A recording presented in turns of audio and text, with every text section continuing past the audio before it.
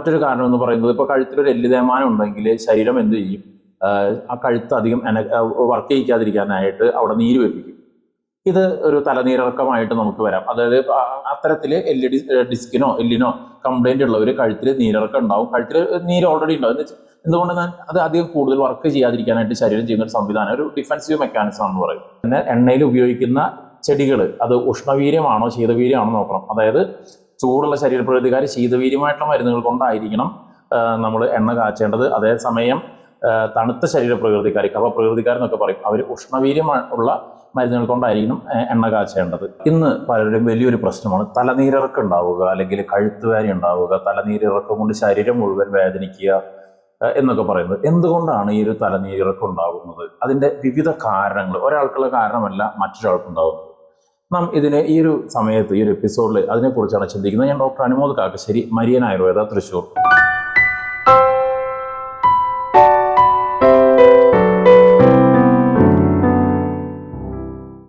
തലനീരിറക്കം വേണമെങ്കിൽ ഒന്ന് ബാഹ്യമായ പ്രശ്നങ്ങൾ കൊണ്ട്, ഒന്ന് ആന്തരിക പ്രശ്നങ്ങൾ കൊണ്ട്, രണ്ടായിട്ട് നമുക്ക് തരംതിരിക്കാം. ഒന്നൊരു ബാഹ്യമായ പ്രശ്നം എന്ന് പറയുന്നത് നമ്മൾ ഉപയോഗിക്കുന്ന എണ്ണകളാണ്. ഏറ്റവും കൂടുതൽ തലനീരിറക്കത്തിൻ്റെ വില്ലൻ ആരാണെന്ന് ചോദിച്ചു കഴിഞ്ഞാൽ നമ്മുടെ തലയിൽ ഉപയോഗിക്കുന്ന എണ്ണകളാണെന്ന് പറയാം. ഒന്ന്, അമിതമായിട്ട് എണ്ണ ഉപയോഗിക്കുക, അതിനുശേഷം വെയിലത്ത് പോവുക, അതൊക്കെ വലിയ തലനീരിറക്കത്തിന് കാരണമാകുന്ന ഒരു കാരണമാണ്. മറ്റൊന്ന്, എണ്ണകളിൽ ഉപയോഗിക്കുന്ന വസ്തുക്കൾ അല്ലെങ്കിൽ ദ്രവ്യങ്ങൾ, അത് തലനീരിറക്കം മറ്റൊരു കാരണം എന്ന് പറയാം നമുക്ക്. ഒന്ന്, നമുക്ക് ഈ പിത്തപ്രകൃതി എന്ന് പറയുന്ന ചില ശരീരപ്രകൃതിക്കാരുണ്ട്, അസിഡിറ്റി കൂടുതലുള്ള ശരീരപ്രകൃതിക്കാർ. ഇവർക്ക് നമ്മൾ ഉപയോഗിക്കാൻ പാടില്ലാത്ത, നമ്മളിപ്പോൾ ഈ കഞ്ഞുണ്ണി പോലെയുള്ള മരുന്നുകൾ അധികം ചേർത്ത് കഴിഞ്ഞാൽ അപ്പം തലനീരിറക്കം വരും. അതുപോലെ ഉലുവ ചേർത്തിട്ടുള്ള മരുന്നുകൾ, ഇത്തരത്തിൽ ഉഷ്ണ സ്വഭാവമുള്ള മരുന്നുകൾ ചേർത്ത് എണ്ണ കാച്ചി കഴിഞ്ഞാൽ അവർക്ക് പെട്ടെന്ന് തന്നെ തലനീരിറക്കം വരാനുള്ള സാധ്യതയുണ്ട്.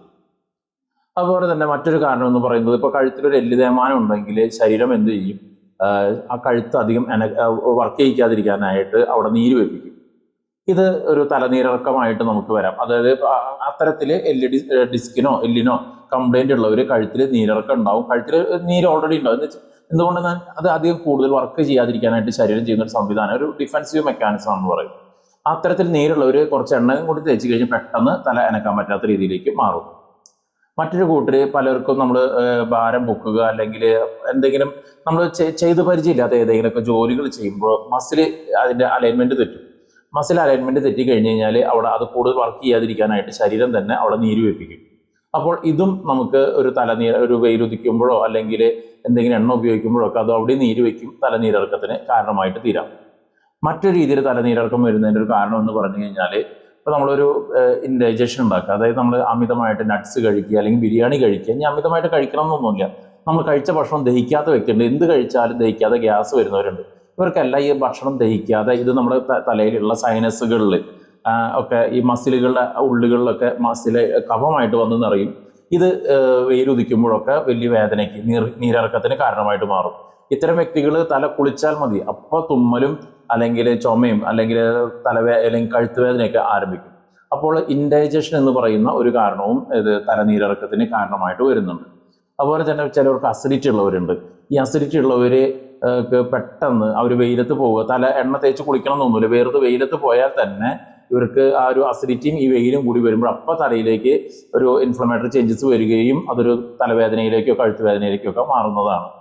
അപ്പോൾ ഞാൻ പറഞ്ഞു വന്നത്, കുറച്ചധികം കാരണങ്ങളുണ്ട് നമുക്ക്, അല്ലെ? എണ്ണയുടെ അമിതമായിട്ടുള്ള ഉപയോഗം, എണ്ണ ഉപയോഗം പോലെ തന്നെയാണ് ഉപയോഗം കഴിഞ്ഞ് വെയിലത്ത് പോകുന്നത്, പെട്ടെന്ന് അത് ഓയിൽ ശരീരത്തിലേക്ക് കൂടുതലായിട്ട് ഇറങ്ങാനും അവിടെ നീര് വയ്ക്കാനും കാരണത്തിലേക്ക് എത്തുന്നു. അതുപോലെ തന്നെ എണ്ണയിൽ ഉപയോഗിക്കുന്ന ചെടികൾ അത് ഉഷ്ണവീര്യമാണോ ശീതവീര്യമാണോ നോക്കണം. അതായത് ചൂടുള്ള ശരീരപ്രകൃതിക്കാർ ശീതവീര്യമായിട്ടുള്ള മരുന്നുകൾ കൊണ്ടായിരിക്കണം നമ്മൾ എണ്ണ കാച്ചേണ്ടത്. അതേസമയം തണുത്ത ശരീരപ്രകൃതിക്കാർ കഫപ്രകൃതിക്കാരെന്നൊക്കെ പറയും, അവർ ഉഷ്ണവീര്യം ഉള്ള മരുന്നുകൾ കൊണ്ടായിരിക്കണം എണ്ണ കാച്ചേണ്ടത്. അതുപോലെ തന്നെ കഴുത്തിലെ എല്ല് തേയ്മാനം, മസിലുകൾക്കുണ്ടാകുന്ന കംപ്ലൈൻറ്റ്, ദഹന വ്യവസ്ഥയിലുള്ള തകരാറുകൾ, ഇതൊക്കെയാണ് അൾട്ടിമേറ്റ് നമ്മൾ പറഞ്ഞു കഴിഞ്ഞാൽ തലനീരിറക്കത്തിന് കാരണമായിട്ട് തീരുന്നത്. അപ്പോൾ ആരെങ്കിലും, ഒരുപാട് പേർക്കുള്ള പ്രശ്നമാണെന്ന് അറിയാം, തലനീരിറക്കം ഉണ്ടെങ്കിൽ നല്ലൊരു ഡോക്ടറെ കണ്ടുകൊണ്ട് ചികിത്സിച്ച് കഴിഞ്ഞാൽ നമുക്ക് ഈ ഒരു തലനീരിറക്കം പൂർണ്ണമായിട്ട് നമുക്ക് ഇല്ലാതാക്കാനായിട്ട് സാധിക്കുന്നതാണ്. വീണ്ടും മറ്റൊരു എപ്പിസോഡുമായിട്ട് നമുക്ക് വീണ്ടും കാണാം. Thank you.